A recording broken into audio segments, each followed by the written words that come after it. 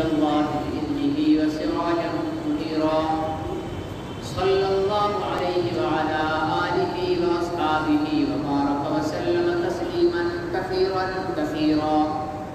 أما بعد فأعوذ بالله من الشيطان الرجيم. بسم الله الرحمن الرحيم. إنا نحن نزلنا الذكر وإنا له لحافظون. وقال النبي صلى الله عليه وسلم خيركم من تعلم القرآن وعلمه أو كما قال عليه الصلاة والسلام. صدق الله وصدق رسوله النبي الكريم ونحن على ذلك لمن الشاهدين والشاكرين والحمد لله رب العالمين.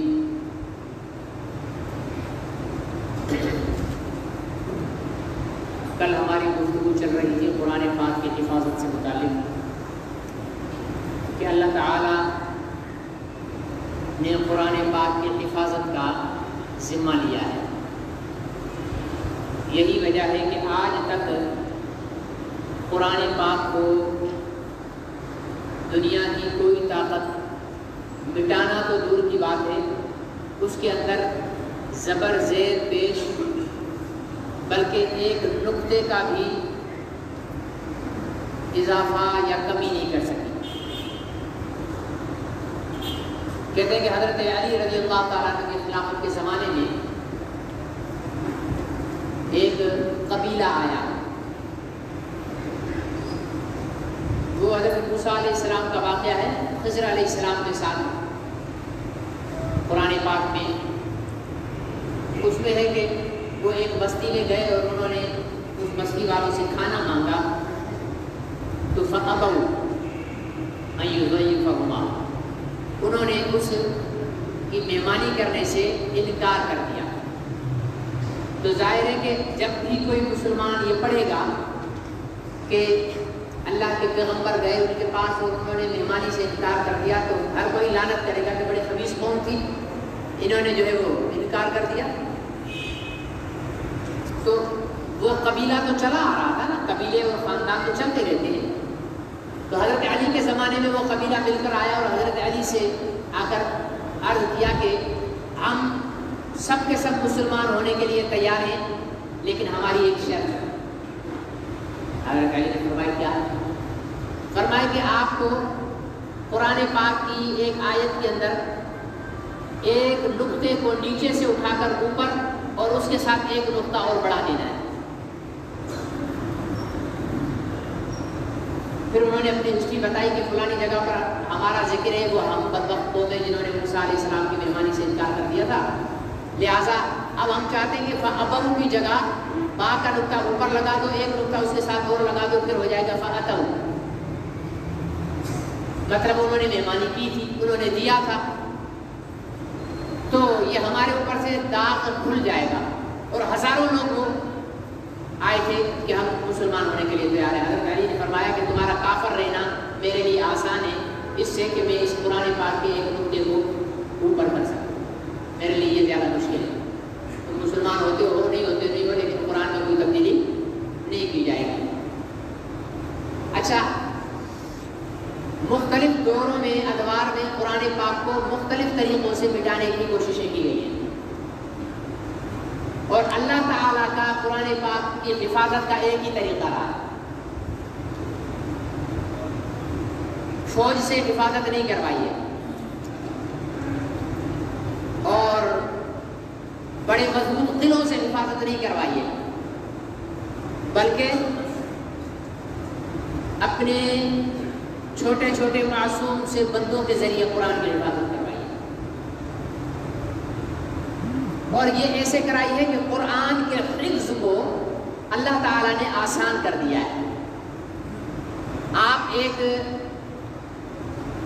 10 صفحات کی کوئی انگلش کی یا اردو کی یا سندھی کی پوئم کی کتاب، نظموں کی کتاب اپنے بچے کو یاد نہیں کرا سکتے. کراؤ گے بھی، ڈنڈے سے رٹا لگا بھی دو گے تو 2 مہینے 4 مہینے کے بعد بھول جائے گا. لیکن یہ قرآن اللہ تعالیٰ نے اس کے لیے یہ اس کا اعجاز ہے کہ جو اس کو یاد کرنے کی نیت سے پڑھتا ہے تو اس کے دماغ میں یہ محفوظ ہو جاتا ہے. ایک نہیں بلکہ 30 پارے، ٹھیک ہے نا جی،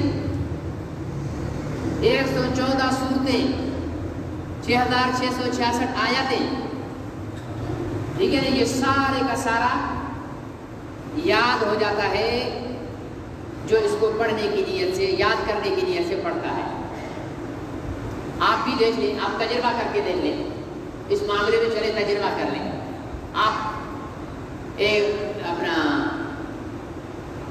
2 آیت کو سارا دن رٹا لگائیں، ٹھیک ہے، سارا دن 2 آیت کو رٹا لگائیں، پھر اگلے دن 2 آیت کو اور رٹا لگائیں، پورا دن بس یہی کام کریں، پھر اگلے دن 2 آیتوں کو اور رٹا لگائیں، 6 آیتیں ہو گئی۔ اب ایک بار ان 6 آیتوں کو دیکھ کر دہرائیں، پھر زبانی دہرائیں، آپ کو یاد ہو جائیں، دیری نہیں لگے گی۔ یہ قرآن پاک کا اعجاز ہے، اور پھر شرط یہ ہے کہ اس کو توجہ کے ساتھ یاد کریں۔ جس نے یاد کیا پھر اس کو نظر انداز کیا، اس کے دماغ سے یہ بھگ کر کے اڑ جاتا ہے، نہیں رہتا اس کے دماغ میں، کیونکہ قرآن پاک غیور ہے۔ جس طرح اللہ غیور ہے، اس طرح اللہ کا کلام بھی غیور ہے۔ جو اس کے ساتھ یاری کو لگائے گا یہ بھی یاری لگائے گا۔ اس نے تھوڑا سا ادھر ادھر رخ پھیرا، قرآن پاک خود اس کے سینے سے نکل جائے گا، جا مجھے تیری ضرورت نہیں ہے۔ تو اللہ تعالیٰ نے قرآن پاک کو حفاظت کے لیے کیا طریقہ اختیار فرمایا کہ اس کا حفظ آسان بنا دیا، ٹھیک ہے نا جی۔ آپ 5-10 سال کا بچہ قاری صاحب کے سامنے کھڑا کر دو۔ میں وہ ایک کلپ دیکھ رہا تھا، آپ نے بھی دیکھا ہوگا، وہ ایک باپ نے اپنی چھوٹی سی بچی کو جو ہے وہ گود میں لیا ہوا ہے، اب وہ سورہ یاسین کی تلاوت کر رہا ہے، تو یاسین کی تلاوت کرتے ہوئے وہ کوئی حرف جان بوجھ کر غلط پڑھتا ہے تو فوراً وہ بچی جو ہے ٹوک دیتی ہے، وہ درست اس کو کراتی ہے اپنے والد صاحب کو۔ میرا خیال سے 3-4 سال کی بچی ہوگی بمشکل ہو، اس کی بات کرنے کے توتلے پن سے اندازہ لگتا ہے۔ تو یہ کس نے یہ اس 3-4 سال کی بچی کو دماغ کے اندر یہ بٹھایا ہے کہ یہ ابا غلط پڑھ رہا ہے تو اس کو تو ٹھیک کر؟ یہ اللہ تعالیٰ کی طرف سے اس قرآن کا اعجاز ہے۔ جہاں تو حافظ ہو کے قرآن پڑھ رہا ہے، پڑھتے پڑھتے پڑھتے جہاں دیکھا کہ اگلا حافظ غلطی کر رہا ہے تو ٹھک سے دوسرا اس کو لقمہ دے دے گا۔ تراویح کے اندر تو آپ دیکھتے ہوں گے ماشاءاللہ آج کل ترقی یافتہ حافظ ہو گئے، قوم کو جو ہے وہ ٹوپی کرا دیتے ہیں، جہاں غلطی آئی چھلانگ لگائی آگے چلے گئے، پیچھے والے کو پتہ ہی نہیں ہے کہ کہاں کیا ہوا ہے کیا نہیں ہوا ہے، ٹھیک ہے نا جی۔ سب نہیں ہوتے ایسے، اچھے بھی ہوتے ہیں، اور قرآن شریف تو ماشاءاللہ ایسے پڑھ رہے ہوتے ہیں، اللہ معاف فرمائے، اللہ معاف فرمائے، قرآن پاک کے ساتھ زیادتی ہو رہی ہوتی ہے۔ موجودہ دور کے اندر حفاظ کرام قرآن پاک پڑھ رہے ہیں، ٹکا ٹک ٹکا ٹک ٹکا ٹک ٹکا ٹک ٹکا ٹک ٹکا ٹک ٹک، وہ خود بھی پتہ نہیں ہوتا ہے کہ کیا پڑھ رہا ہے، اتنی تیزی سے بس ذہن پر ایک بھوت سوار ہوتا ہے کہ اتنے بجے میں نے تراویح 20 پوری کرنی ہے، اتنے بجے میں نے تراویح 20 پوری کرنی ہے۔ ہمارے یہاں مدرسے میں ہوتی ہے 15 روزہ چل رہی ہے، انشاءاللہ جمعرات کو اس کا ختم ہوگا، وہاں بچہ حافظ تراویح پڑھا رہا ہے، یہ اپنے فاروق بھائی ہے نا بجلی والے، ان کا بچہ پڑھا رہا ہے۔ میں نے اسے کہا ہوا ہے غلطی آئے غلطی کی فکر نہیں ہے، بس جلدی نہیں کرنا۔ الحمدللہ بڑے سکون سے پڑھاتا ہے، ہم 1.5-2 گھنٹے کے اندر آرام سے پڑھتے ہیں تراویح، کوئی وہ بھاگم دوڑی نہیں ہوتی، ایک ایک لفظ ایسے کھول کھول کر اس کے ساتھ بڑے مزے کے ساتھ پڑھاتا ہے۔ ہم نہ کسے ہیں، سمجھے نا جی، نہ ہم کمزور ہو گئے ہیں، کچھ بھی نہیں ہوا، مزہ آتا ہے قرآن پاک سننے کے اندر۔ یہ تو فارملٹی پوری کرنا ہے، بس گنتی لگانی ہے، ایک ایک تراویح پڑھنا اور ایک ایک تراویح کی گنتی پوری کرنا۔ اللہ اکبر، الحمدللہ رب العالمین الرحمن الرحیم مالک یوم الدین ایاک نعبد و ایاک نستعین۔ کیا پتہ کیا چلائیے؟ یہ تو وہی بات ہے جیسے میں آپ کو جو میرے بھائی بانی لگے اور جب سے مجھے پیاس لگے، کیا بولا میں نے؟ آیا سمجھ؟ آپ کسی اپنے نوکر سے بھی ایسے بات کرو نا، اس کو بولو میرے بھائی جاؤ جا کر پانی لے کر آؤ، یہ ہے طریقہ۔ لیکن تو میرے بھائی جاؤ پانی لے آؤ، آیا اگلے کو غصہ آئے گا نہیں آئے گا؟ اللہ کا کلام ہم اس طرح پڑھتے ہیں تو اللہ کو غصہ نہیں آئے گا، پاک کے ساتھ یہ زیادتی کر رہے ہوتے ہیں اور اس کو کمال سمجھ رہے ہوتے ہیں کہ ہم جناب ہماری اسپیڈ بہت تیز ہے.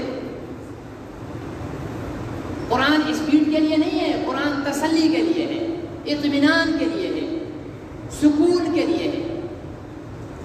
ہر ایک کو یہ بھوک سوار ہوتا ہے کہ میں زیادہ جلدی پڑھاؤں تو میرے نمازی زیادہ ہوں. نمازیوں کے پیچھے زیادہ کھڑے ہونے سے ثواب نہیں ملے گا. حافظ جی قرآن پاک کو ٹھہر ٹھہر کر آرام سے سکون سے پڑھنے سے ثواب ملتا ہے. اور یہ چیز میں نے عرب دنیا کے اندر دیکھی ہے. عرب میں جو حفاظ ہوتے ہیں نا، ہمارے حفاظ ساری توجہ اس پر ہوتی ہے کہ ہمیں غلطی نہ آئے، پڑھے جیسا بھی. عرب کا حافظ غلطی کی پرواہ نہیں کرتا. ایک پارے میں 10 غلطیاں آ جائے پرواہ نہیں ہے، لیکن پڑھے گا موتی کے دانے کی طرح ایک. اور حضور علیہ السلام کی سنت بھی یہی ہے، الحمدللہ رب العالمین الرحمن الرحیم مالک یوم الدین. ایک آیت پر ٹھہر ٹھہر کر حضور علیہ السلام نے قرآن پاک پڑھا ہے. ہم تو دین کا مذاق بنا رہے ہیں تراویح کے اندر. اس لیے آپ بھی اپنے اپنے حفاظ کو درخواست کیا کریں کہ حافظ صاحب ذرا سکون سے پڑھائیں، ہمیں جلدی نہیں ہے. وہ آپ کی وجہ سے جلدی پڑھانا شروع کر دیتے ہیں. آپ ان سے کہہ دو حافظ صاحب کوئی مسئلہ نہیں ہے، آپ پونے گھنٹے میں پڑھاتے ہو، ہم 1 گھنٹہ کھڑے ہونے کے لیے تیار ہیں. آپ تسلی سے پڑھاؤ، ایسا تو پڑھاؤ کہ سمجھ میں آئے. اور جب تسلی سے پڑھانے والا ہوتا ہے تو بڑا سکون ملتا ہے. ایک ایک لفظ کے معنی سمجھ میں آ رہے ہو تو پھر تو سبحان اللہ. تو میرے عزیز دوستو، حفظ جو ہے اللہ تعالیٰ نے قرآن پاک کی حفاظت کا سب سے مضبوط ذریعہ بنایا ہے. دوسری بات، اللہ تعالیٰ کے رسول نے، میں نے ایک حدیث کل بھی تلاوت کی تھی اور آج بھی، حضور علیہ السلام نے فرمایا کہ خیرکم من تعلم القرآن وعلمہ. تم میں سے بہترین وہ ہے جو قرآن پڑھے اور پڑھائے. بہترین ہے، ایک ہوتا بہتر، ایک ہوتا اچھا، ایک ہوتا بہتر، ایک ہوتا بہترین. ٹھیک ہے نا؟ تم میں سے بہترین وہ ہے جو قرآن پڑھے اور پڑھائے. اب آپ بتاؤ، قرآن پڑھنے اور پڑھانے والے اسپتالوں میں ہوتے ہیں، کالجوں میں، یونیورسٹیوں میں، کہاں ہوتے ہیں؟ مسجد و مدرسے میں ہوتے ہیں. لفظ ہی نہیں آ رہا ہم لوگوں کو مدرسہ، اتنا ڈر لگ رہا ہے مدرسے سے. ٹھیک ہے نا جی؟ مدرسے میں ہوتے ہیں. بھائی سیدھی سی بات ہے، حافظ صاحب، قاری صاحب، مولوی صاحب سب کہاں ہوتے ہیں؟ مدرسے میں ہوتے ہیں. بر صغیر کی تاریخ ہے کہ بر صغیر کے مسلمانوں کے ایمان کے تحفظ کی ضمانت مدرسہ ہے. ہمارا مسلمان ابھی تک نہیں سمجھا، لیکن عالمی قوتیں سمجھ چکی ہیں کہ مسلمانوں کے اندر جب تک مدرسے کا، آزاد مدرسے کا وجود ہوگا، آزاد مدرسے کا. آزاد مدرسہ کون سا ہے؟ جو مولوی بھیک مانگ کر، چندہ کر کے مسافر طلبہ کو کھانا پینا کھلائے، استاد کو تنخواہ دے، وہ مدرسہ ہے آزاد. اور جو حکومت کے فنڈ پر چلے وہ مدرسہ آزاد نہیں ہے، کیونکہ جس سے پیسے لوگے اس کی ماننی پڑے گی. ٹھیک ہے جی؟ تو آزاد مدرسہ آپ کے اور میرے دین کے تحفظ کا ضامن ہے. اب یہ قرآن پاک کو مٹانے وہ سمجھتے ہیں. اس وقت دنیا میں جتنی بھی مذہبی تحریکیں چل رہی ہیں ان کی بنیادیں اور جڑیں مدرسوں میں. دیکھیں سب سے بڑی مذہبی تحریک ہمارے ہاں چل رہی ہے جو دعوت و تبلیغ کی، تبلیغ جماعت، اس کی بنیاد مدرسہ ہے. کیونکہ اس کو شروع کرنے والے کون تھے؟ مولانا الیاس. آتا ہے نام؟ نہیں آتا ہے. مولانا الیاس رحمۃ اللہ علیہ. وہ کون تھے؟ عالم تھے نا. تو عالم کا ماں کے پیٹ سے ہو کر آئے تھے یا مدرسے سے؟ مدرسے سے. پتا چلا کہ تبلیغی جماعت مدرسے کی احسان مند ہے. آپ تحریک ختم نبوت کو لے لو، بر صغیر کے اندر امیر شریعت سید عطا اللہ شاہ بخاری رحمۃ اللہ علیہ نے ختم نبوت کی تحریک کو شروع کیا. عطا اللہ شاہ بخاری رحمۃ اللہ علیہ عالم ہے. وہ کہاں سے سے پڑھ کر آئے؟ مدرسے سے. پتہ چلا کہ ختم نبوت کی تحریک بھی جو ہے وہ مدرسے کی احسان مند ہے. عظمت صحابہ کی تحریک کو لے لو. آپ سیاست کے میدان میں مفتی محمود کو لے لو, علامہ شاہ احمد نورانی کو لے لو, مولانا فضل الرحمان صاحب کو لے لو, انس نورانی صاحب کو لے لو, مفتی منیب الرحمان صاحب کو لے لو. جس بھی مذہبی تحریک پر ہاتھ رکھو گے, ساری مذہبی تحریکوں میں قیادت کرنے والے علماء اور علماء کہاں سے نکلے؟ مدرسے سے نکلے. یہ بات عالمی طاقتیں سمجھ چکی ہیں. اب عالمی طاقتوں نے مدرسوں کو مٹانے کا تہیہ کر رکھا ہے, اور انشاءاللہ العزیز ہم تہیہ کرتے ہیں کہ مدرسوں کی حفاظت کریں گے. مدرسوں کو مٹنے نہیں دیں گے, اور مٹیں گے بھی نہیں.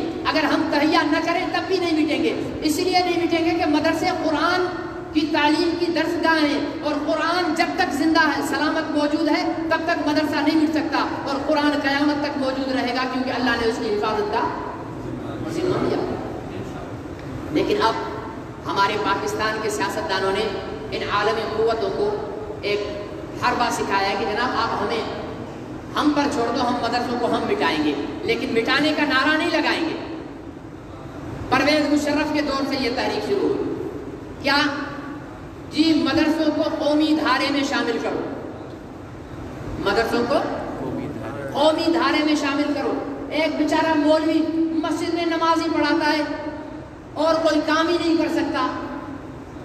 ہم چاہتے ہیں کہ مولوی جو ہے وہ ڈاکٹر بھی ہو, مولوی جو ہے وہ ایس پی بھی لگ جائے, مولوی جو ہو ایک انجینئر بھی ہو جائے, مولوی جو ہو ایک جج بھی ہو جائے. ہم یہ چاہتے ہیں. اس لیے ضروری ہے کہ مدرسوں میں انگریزی تعلیم کو ساتھ لیا جائے اور ہمارے سرکاری نصاب کو اس میں شامل کیا جائے, اور پھر مل جل کر جو ہے وہ پڑھایا جائے. پہلی بات تو یہ کہ یہ اعتراض مولوی پر اکیلے پر نہیں لگتا. کیا آپ کا ڈاکٹر نماز پڑھا سکتا ہے؟ بولو. آپ کا ٹیچر نماز پڑھا سکتا ہے؟ آپ کا پرنسپل نماز پڑھا سکتا ہے؟ آپ کا انجینئر نماز پڑھا سکتا ہے؟ جب آپ کا انجینئر نماز نہیں پڑھا سکتا, آپ کا وکیل نماز نہیں پڑھا سکتا, آپ کا ایس پی نماز نہیں پڑھا سکتا, آپ کا جج نماز نہیں پڑھا سکتا, تو مولوی صاحب سے جج کا کام کیوں لے رہے ہو؟ جس دن آپ کا جج نماز پڑھائے گا اس دن مولوی بھی جج والا کام کر لے گا. جس دن آپ کے ایس پی نے اذان دے دی اس دن مولوی بھی پولیس کی جو ہے وہ سربراہی کر لے گا, اور جس دن وکیل نے جو ہے تراویح پڑھا دی اس دن مولوی بھی وکیل بن کر عدالت کے کٹہرے میں جو ہے مقدمات لڑے گا. یہ مولوی کو جو جس فن کی تعلیم حاصل کرتا ہے وہ وہی کام کرتا ہے. آپ وکیل کو کبھی آپ نے کہا ہے کہ جناب آپ دوائیاں کیوں نہیں لکھ کر دیتے ہو؟ کہا ہے نہیں. جو کہے گا وہ بے وقوف کہلائے گا, کیونکہ وکیل نے پڑھا ہی لا ہے, وہ لا کی بات کرے گا. ڈاکٹر نے پڑھی میڈیکل ہے, وہ میڈیکل کی بات کرے گا. تو مولوی نے پڑھا دین ہے تو دین کی بات کرے گا نا. مولوی سے دین کی تعلیم حاصل کرنے والے سے میڈیکل کا کام لینا بے وقوفی ہے. سمجھ آ رہا ہے نہیں؟ پھر دوسری بات, یہ حضرات جو مولویوں کے پیچھے پڑے ہوئے ہیں اور مدرسوں کے پیچھے پڑے ہوئے ہیں, ان سے ہمارا ایک سوال ہے. مولوی نے دین کا کام اپنے ذمہ لیا یا نہیں؟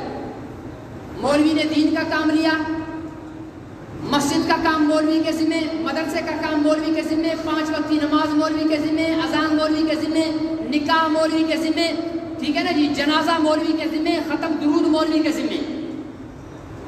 آپ ایمانداری سے بتاؤ جو کام مولوی کے ذمہ ہیں وہ کبھی رکے؟ کبھی ایسا ہوا ہے کہ آپ کو جنازہ پڑھوانا ہو اور مولوی نہ ملا ہو؟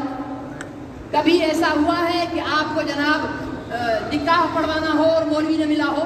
کبھی ایسا ہوا ہے کہ آپ کو جنابے والا جو ہے وہ تعویذ لینا ہو, مولوی نہ ملا ہو؟ آپ جنازہ پڑھانے کے لیے ایک مولوی کو ڈھونڈو گے, 10 پہلے سے صف میں کھڑے ہوئے ملیں گے آپ کو, اور منتظر ہوں گے کہ کس کو بولتے ہیں جنازہ پڑھانے کے لیے. اب آئیے, مولوی نے جس کام کے لیے جو کام اپنے ذمہ لیا, مولوی وہ کام کر رہا ہے. اب آپ آؤ, آپ نے میڈیکل کو اپنے ذمہ لیا ہے, آپ کی میڈیکل کا حال یہ ہے کہ ابھی تک چائنا سے جو ہے وہ بھیک میں ویکنسیاں, وہ جو ہے دوائی لے کر جو ہے وہ کرونا کی جو ہے لوگوں کو ٹیکے لگا رہے ہو. تمہارے ڈاکٹر تو اتنے نااہل ہیں ملک کے ڈاکٹر کہ ایک کرونا کی دوائی نہیں بنا سکے ہیں, تو میڈیکل کالجوں کو بند کر دینا چاہیے. کیا ضرورت ہے ایسے ڈاکٹروں کی کہ ایک کرونا کی دوا نہیں بنا سکتے ہیں. پولیو کے لیے تو آپ کے پاس یورپی یونین سے دوا آتی ہے, وہ پولیو کی دوا آپ کے لوگ یہاں نہیں بنا سکتے ہیں. ہیپاٹائٹس سی کی دوائی آپ کے لوگ یہاں ڈاکٹر نہیں بنا سکتے ہیں. آپ کے ڈاکٹر جو ہیں وہ دل کے بیماریوں کی جو ہے وہ دوا نہیں بنا سکتے. ہر دوا تو آپ کی باہر کے ڈاکٹروں سے آتی ہے. پھر یہاں ڈاکٹروں کے پڑھانے کا اور میڈیکل کالجوں کے بنانے کا کیا فائدہ ہے؟ بند کر دو نا. صحیح ہے یا غلط ہے؟ میری ہاں میں ہاں نہ ملاؤ, غلط ہو تو مجھے بتاؤ. آج تک میڈیکل کے شعبے نے پاکستان میں کیا, وہ چودھری فواد ڈبو یہ تو شور مچاتا رہتا ہے کہ چاند اس دن آئے گا, اس دن آئے گا, اس دن آئے گا. تیرا کام چاند اس دن آنا اس دن آنا نہیں ہے. تو سائنس کا منسٹر تھا, تیرا کام ہے کہ سائنس پر توجہ دے اور سائنس کے ذریعے ہر بیماری کی دوا اپنے ملک میں ایجاد کر. تیرے پاس ہر جان بچانے والی دوا باہر سے آ رہی ہے. بولتے کہ مولوی نہ حال ہے. مزے کی بات, ایک اور بات بتاؤں, یہ میں آپ کو اس لیے سمجھا رہا ہوں تاکہ کل کبھی کسی موقع پر آپ ایسے لبرلز کے سامنے بیٹھے ہوں اور وہ آپ پر اعتراض کریں, علماء پر اعتراض کریں, مدارس پر اعتراض کریں, تو ان کے منہ پہ یہ چپیڑ مار دینا. دوسری بات, یہ کہتے ہیں کہ مولوی بے ڈھنگے ہیں. ایک نے تو کمال کر دیا, کہنے لگا کہ اگر پاکستان میں مولوی نہیں ہوتے تو ملک بہت ترقی کر چکا ہوتا. سب کو سبحان اللہ آہستہ بول رہے ہیں. کیسی عجیب بات ہے, مولوی پاکستان میں نہیں ہوتے تو ملک کبھی کی ترقی کر چکا ہوتا. میرے بیٹا, مولوی پاکستان میں نہیں ہوتی تو ملک کبھی کا غرق ہو چکا ہوتا. یہ مولویوں کے وجود کی وجہ سے جو کچھ بچا ہوا ہے بچا ہوا ہے, ورنہ تم لوگوں نے تو اپنے پاسپورٹ اور ویزے جو ہے وہ سوئٹزرلینڈ اور برطانیہ اور واشنگٹن کے بنا کر رکھے ہوئے ہیں. کسی مولوی کا ویزا سوئٹزرلینڈ اور برطانیہ واشنگٹن کا نہیں ہے. زیادہ سے زیادہ ہوگا مکے مدینے جائے گا واپس اپنی زمین. کہتے ہیں مولوی, آپ کو میں دو تعلیمی نصابوں کے متعلق واقعات بتاتا ہوں. واقعات کیا آپ کے سامنے گزرتے ہیں. ابھی تو خیر سے اسکول ویسے بھی بند ہے, ٹھیک ہے نا. آگے بھی لگتا ہے ایسا ہی ہے کہ یہ کرونا کا جو عذاب ہے یہ ابھی شدت سے آنے والا ہے. حکومت نے کمر کس لی ہے, فوج کو میدان میں اتار دیا ہے. اور ظاہر ہے کہ آپ نے اور میں نے اپنی فوج سے تو لڑنا نہیں ہے. فوج نے کہنا ہے ماسک پہن لو, ہم نے ماسک پہن لینا ہے. فوج نے کہنا ہے گھر میں رہو, ہم گھر میں رہ لیں گے. فوج نے کہنا ہے مسجد میں نہ جاؤ, ہم مسجد سے باہر بیٹھے ہوئے ہوں گے.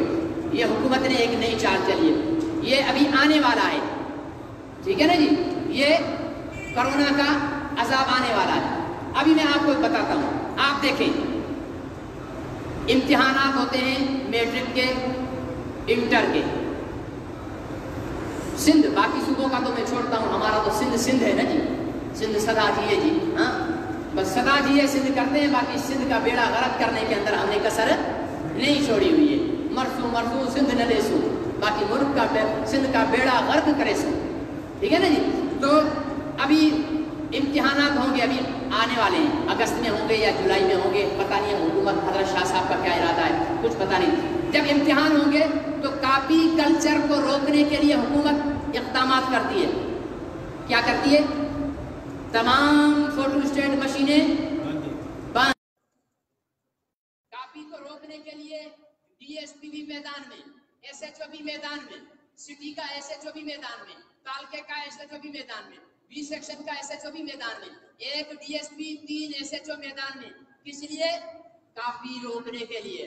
ان کے ساتھ جناب ایس ڈی ایم صاحب بھی میدان میں, جناب مختار کار صاحب بھی میدان میں, اسسٹنٹ مختار کار صاحب بھی میدان میں, پھر ان کے ساتھ ان کی اپنی پلٹن بھی میدان میں, پھر ڈی او صاحب بھی میدان میں, ایس ڈی او صاحب بھی میدان میں, ٹھیک ہے نا جی. سپروائزر صاحب بھی میدان میں. پھر ان کی ایک ٹیم بنی ہوئی ہوتی ہے, وہ ٹیم جگہ جگہ اسکولوں میں چھاپے مار رہی ہوتی ہے. سارے میدان میں ہوتے ہیں. کس کام کے لیے؟ کہ کاپی رکے. مجھے معلوم نہیں, آپ ایمانداری سے بتاؤ کہ کاپی ہوتی ہے یا نہیں ہوتی ہے؟ ہوتی ہے. کاپی نہیں رکتی. مزے کی بات یہ ہے کہ ڈی ایس پی صاحب کاپی روکنے کے لیے گئے, لیکن ڈی ایس پی صاحب کا میں جگری یار ہوں, میں نے فون کر دیا یار فلانے سینٹر میں میرا بچہ بیٹھا ہوا, اس کی پارک ہو. اب ڈی ایس پی صاحب اپنی جیب میں تمام بکیں لے کر میرے بچے کے پاس پہنچ گئے. دوسروں کو کہا کاپی نہیں ہونی چاہیے, اور میرے بچے کو چپکے سے وہ کاغذ پکڑا دیا ہے کہ یہ اپنے ابو کو بتا دینا کہ تمہارے انکل نے تمہاری ہیلپ کر دی تھی. ایس ایچ صاحب بھی اپنے دوستوں کے ہیلپ کر رہے ہوتے ہیں, اور مختار کار صاحب بھی اپنے دوستوں کی ہیلپ کر رہے ہوتے ہیں, اور ایس ڈی ایم صاحب ہے اور ہیڈ ماسٹر صاحب بھی اپنے دوستوں کی ہیلپ کر رہے ہوتے ہیں. یہ کافی کلچر بند ہو رہا ہے. یہ ہے ترقی یافتہ لوگوں کا, یہ ہے ترقی یافتہ لوگوں کا کلچر. یہ ہے حالت اعلیٰ تعلیم والے لوگوں کا. اور جاہل مولویوں کا بھی دیکھ لو ذرا, جاہل مولویوں کا, بے ڈھبے بے ڈھنگے مولویوں کا بھی کام دیکھ لو. اچھا سندھ میں ایک بورڈ نہیں ہے, کراچی بورڈ الگ ہے, میرپور خاص بورڈ الگ ہے, سکھر بورڈ الگ ہے, لاڑکانہ بورڈ الگ ہے, اور نواب شاہ بورڈ الگ ہے. 5 بورڈ کراچی, صرف ایک صوبے سندھ کے اندر ہے میٹرک کے امتحان کے لیے, 5 بورڈ. اچھا مولویوں, بے ڈھنگے مولویوں کا پورے ملک کا ایک بورڈ ہے, پورے ملک کا ایک بورڈ ہے, الگ صوبے کا بھی الگ بورڈ نہیں ہے, پورے ملک کا آزاد کشمیر کا ایک بورڈ ہے. اور ایک دن ان کے پرچے ہوتے ہیں شروع, اور ایک ہی دن ان کے پرچے ختم ہوتے ہیں. ہفتے کے دن پرچے شروع ہوتے ہیں اور جمعرات کے دن ختم ہوتے ہیں. 6 پرچے ہوتے ہیں, 6 دنوں کے اندر پرچے ختم ہو جاتے ہیں. اچھا پورے سینٹر میں, وہ سینٹر کہاں بناتے ہیں؟ مسجدوں میں. وہ کہاں بناتے ہیں؟ مسجدوں میں. جہاں مصلی پر نماز پڑھی جاتی ہے نا, اس مصلی پر تپائی رکھ کر طالب علم جو ہے وہ پرچہ حل کر رہا ہوتا ہے. اور پورے حال میں جو ہے مسجد میں آپ دارالعلوم حسینیہ کبھی چلے جانا, یہ مرکز والی مسجد تو دیکھی ہوئی نا, مدینہ العلوم والی, کتنی بڑی مسجد ہے. پورے حال کے اندر طلبہ بیٹھے ہوئے تھے, اور ان طلبہ کو کنٹرول کرنے کے لیے نہ ڈی ایس پی کی ضرورت, نہ تینوں ایس ایچ او کی ضرورت, نہ مختار کار کی ضرورت, نہ ایس ڈی ایم صاحب کی ضرورت, کسی کی بھی ضرورت نہیں. 4 بے ڈھنگے مولوی نے کنٹرول کرنے, 5 بے ڈھنگے. ایک نگران ہوتا ہے, نگران اعلیٰ ہوتا ہے, اور 4 اس کے نگران ہوتے ہیں معاون. 5 مولوی, ٹھیک ہے نا, جن کی وجہ سے ملک ترقی نہیں کر رہا نا, وہ 5 مولوی 500 طلبہ کو کنٹرول کر رہے ہوتے. اور مزے کی بات یہ ہے کہ ان کے ہاتھ میں ایک تیلی بھی نہیں ہوتی ہے, ڈنڈی کی جلتی ہے. مائک ہوتا ہے اس کے پاس, طلبہ کی خسر چل رہی ہوتی ہے, وہ صرف ایک دفعہ بولتا ہے, عزیز طلبہ ساتھیوں خاموشی اختیار کر لو, مجال ہے کہ کسی کی سانس بھی آئے. اتنے کنٹرول اور ڈسپلن کے ساتھ. باہر ساری فوٹو اسٹیٹ مشینیں کھلی ہوئی ہوتی ہیں, اندر سینٹر ہوتا ہے, طلبہ ہوتے ہیں, باہر سب پھر رہے ہوتے ہیں, کوئی ڈسٹرب نہیں ہو رہا ہوتا ہے. اور ایک اور مزے کی بات بتاؤں, ابھی اس امتحان میں دورہ حدیث کے اندر ایک کتاب ہے ابو داؤد شریف. ابو داؤد شریف غالباً 3را پرچہ تھا یا 4تھا پرچہ تھا. کل امتحان ہونا تھا, آج وہ پیپر لیک ہو گیا. وہ عام بورڈوں میں تو لیک ہوتے رہتے ہیں, ٹھیک ہے نا. وفاق کی تاریخ میں پہلی مرتبہ یہ لیک ہوا تھا, 60 سالہ تاریخ میں پہلی مرتبہ یہ پرچہ لیک ہوا تھا. وفاق المدارس کا پرچہ لیک ہو گیا, طلبہ کو پتا چل گیا کہ یہ پیپر ہے. آپ کمال دیکھیں بے ڈھنگے مولویوں کا, رات ہی رات تمام سینٹروں اور نگرانوں کو کال کر دی گئی کہ یہ پیپر کینسل ہے, صبح ٹائم پر آپ کے پاس نیا پیپر پہنچ جائے گا. ساری رات پریس چلی ہے, پیپر چھپے ہیں, پیک ہوئے ہیں, ہوائی جہازوں کے ذریعے ملتان سے پورے ملک میں پیپر تقسیم ہوا ہے. صبح 8 بجے پیپر شروع ہونے سے پہلے ہر ممتحن نگران کے ہاتھ میں وہ پیپر کا لفافہ موجود تھا. 24 گھنٹے بھی نہیں گزرنے پائے. لیکن یہ مولوی بے ڈھنگے, یہ ملک پر بوجھ ہے. ارے تم لوگوں سے آگے سنیے, ایک ہے مدرسہ, ایک ہے اسکول. بات ختم کرتا ہوں. ایک ہے مدرسہ, ایک ہے اسکول. مدرسہ اور اسکول. مدرسہ کیسے شروع ہوتا ہے؟ ابھی مجھے لانڈی روڈ پر ایک دوست نے, ہمارے بھائی یار محمد ہیں, انہوں نے 1 ایکڑ زمین کی کہ جناب یہ آپ مدرسہ بنائیں. میں نے وہاں پر 4 درختوں کے, وہ کیا کہتے ہیں اس کو, تھوڑی, سندھی میں تھوڑی بولتے ہیں, اردو میں پتہ نہیں کیا بولتے ہیں, وہ لگا کر اس کے اوپر چھپرا ڈال کر ایک استاد کو بٹھا کر پڑھائی شروع کروا دی. سال کے بعد میں نے ایک کچا کمرہ بنایا. 1 سال گزرا, میں نے 2 RCC کمروں کی بنیادیں ڈال دی, اور انشاءاللہ آہستہ آہستہ کام چلے گا.